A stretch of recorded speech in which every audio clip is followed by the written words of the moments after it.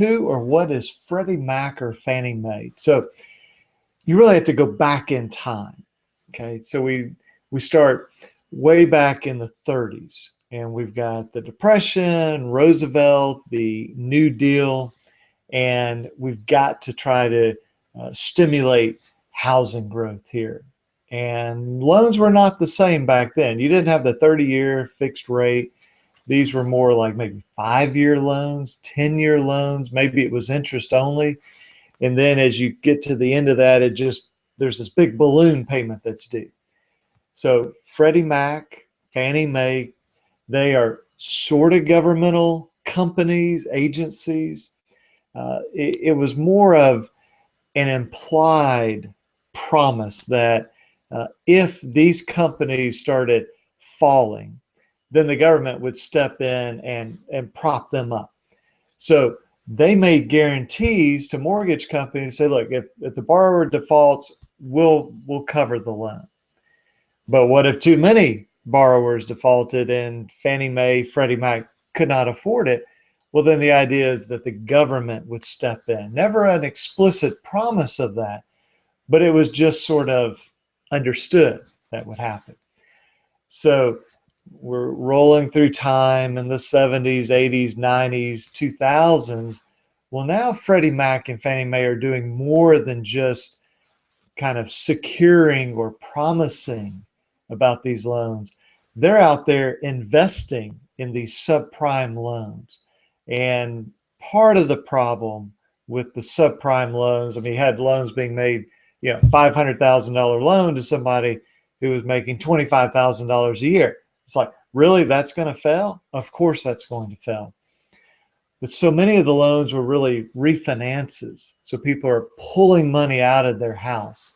And it wasn't sort of the traditional, I'm going to put down 10%, 20% down payment and then stay in my house. So they're doing all these investing.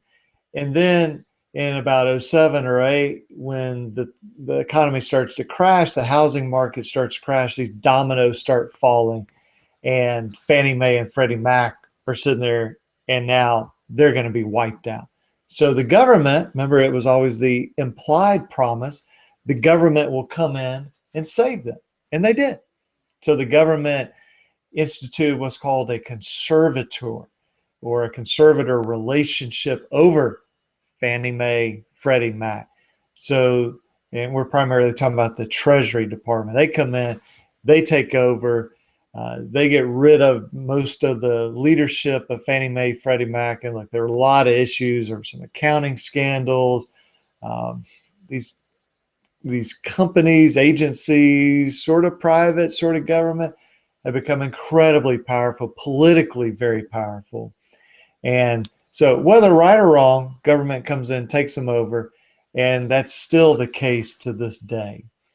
And so if you are facing a foreclosure or you're trying to do a loan modification and you get something in the mail, it goes, Freddie Mac is the owner or the investor or Fannie Mae, just understand that is sort of a governmental agency, particularly now. And I'm recording this September 18, 2015. So about 7 or 8 years it's been this situation.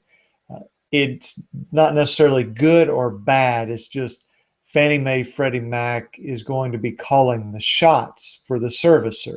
So you may be dealing with Ocwen or Cetiris, Nation Star, any of these come, Bank of America, Chase, Wells Fargo, and it may be that behind them is Fannie Mae or Freddie Mac, and they are the ones that will be dictating the terms.